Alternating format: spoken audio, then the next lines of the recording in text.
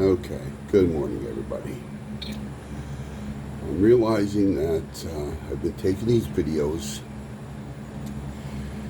of my scenario with my Carla, the iguana that will not eat. She's up there in the corner. But never gave any kind of explanation about the cages she's living in. Number one, I've had iguanas for over 50 years. That's in a whole other story, but I've had them and I've taken many in for adoption.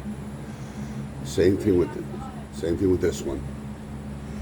I took her in as my very close nephew due to college. Wasn't able to keep her anymore, so I did it for her. So this thermometer that I'm showing you right here is what I call the one that's outside the cage. It's actually in the cooler area of my basement, which is where this is built. Okay, the house was built in 1912, so it's an old basement, which means it has an old concrete floor. So I utilize that for humidity purposes. The bright light is a bright UVB light, and above it, you can't see it. I don't have it on right now, but that's another UVB fixture that goes all the way across the top of the cage. As you can see, she's perched up top, inside of it. So here's a kind of a background look at the cage. Now, a cage inside the cage is a parakeet cage. I use that for safety purposes. There's a heater in there. You keep supplies in there. And there's another humidity and thermostat in there. And that is a heat lamp that you're seeing up there.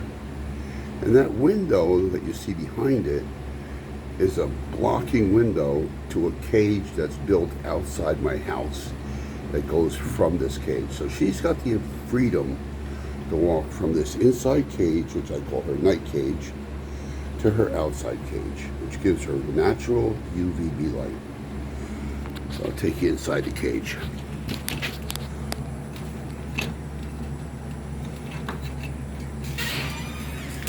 Inside the cage at night, I put these extra boards and logs up for her to walk on if she decides to.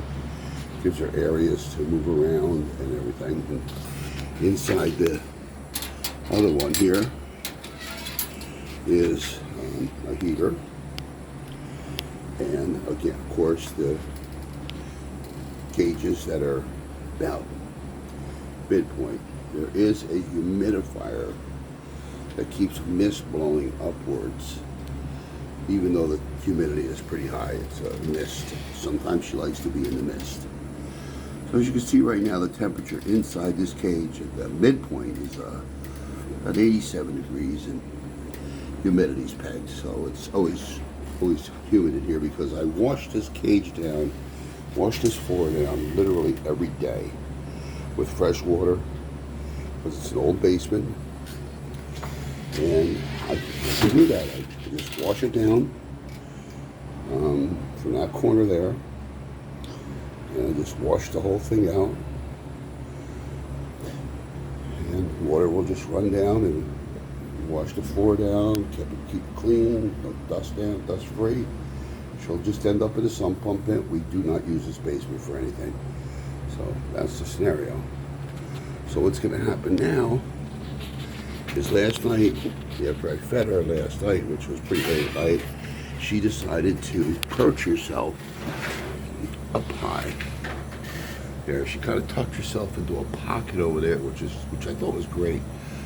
So what I'm about to do is remove all this woodwork that I put in here, so I have easier access to it. And then what I'm going to do is put her by that window. There's a oak board right there, rough cut oak board that she'll sit on. And I don't open that window and let her outside until she's finished with her syringes.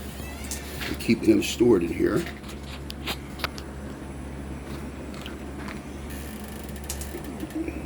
And they're 3 milliliters each. And there's 8 of them in there. And you can order 10 milliliter syringes today. So, and that's the start of my day. Now this whole thing sounds complicated, but it actually only takes about a total of 10 minutes to do. So her name is Carla. She's an adult iguana. She's about 6 years old. She came to me, she was very plump. And then about a little over about 6 weeks ago now, she just decided to stop eating. She was eating very well. Fresh food, fresh water every day, mixture of greens, dark greens of course, some red pepper, some berries, some shredded stuff, but no problem eating. Very timid, very nice iguana. Doesn't seem to, she's non-aggressive. If you get bit by her, it's strictly by accident, because you get stupid and you get your hand in your mouth. But it's a pretty nice cage. It's pretty big. It's physically, it's probably about, I'd say it's about 6 foot across, and that's about 5.5 feet high. A good sized door, a lot of walking room inside. She can move around pretty freely. And like I said, that other window there, what you're seeing is it's a storm glass that's in there at night, and then when it has a area goes to an outside cage. It's raised off the ground, and she has the freedom to go inside and outside. She hangs out there all day. Of course, with fresh water. Now that I'm in here, she knows that it's getting ready to be time to go outside. So, but she doesn't get to go out unless she eats. That's the routine that I'm trying to get her into. So, we're gonna see how this whole thing goes. And I'll get back to you all once I remove the boards, get her set up. You can see her face, you can see that she's just very, very awake, very aware. I like her sleeping up there because it's a nice warm spot. So her body temperature is really good right now for her to eat. And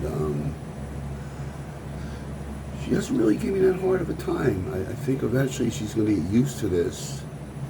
My fears are that she's going to get a little too used to it and might not go back to feeding out of her regular feed dish, which then I'll start a new routine, breaking her back into that. She was a good eater. She was a very good eater. And very healthy, very strong, no problems whatsoever. Good color, still shedding, still pooping, and nice clean discharge, nice and bright white, nice clear liquid. She's getting quite a bit of pulp. I do use a juicer, but she still gets a lot of pulp out of it. So I'll be going to get new collards and kale, mustard, a few other things I'll pick out, dandelion. And I do use supplements along with everything. I use calcium, and I use a good reptile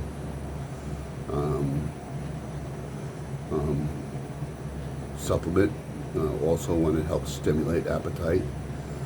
So I just want to put a little bit of meat back on her. I want her to see her getting too thin. She gets too thin, her tail will get even thinner than it is right now. Even though you can see her, she looks pretty good. And knock on wood, she's going to pull out of this. I have all the confidence in the world that she will. I've had her for over a year, And out of the absolute blue, she just decided to stop eating out of the bowl, and I let it go for a little while.